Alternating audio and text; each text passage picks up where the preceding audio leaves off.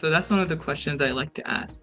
Like, what's your next step? You've been putting in some time trying to figure out this maybe code to code it properly to get it to work, and you're not getting anywhere. What do you do next? So that's one of the questions I like to ask. It allows me to see how they deal with the situation, um, what steps they take next, and how they sort of find a solution to it. And I'll give the answer, right? It will be a freebie. The answer that I generally look for is to say, all right, I'm stuck.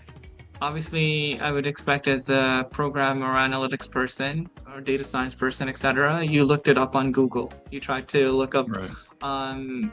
you type in your prompt, your questions, see what answers came back, and you tested a bunch of them, right? You tested 2, 3 different ones, and it's still not working, right? You're not getting the output that you wanted. So I'd like to hear that, right? That I've tried that. And then once that didn't work, maybe, if it's not a small team and you have a couple of other colleagues, peers, you reached out to them to just see, assuming that the manager connected you, to the internal team, and there's no breaking barriers that you might need to do to get to talk to them.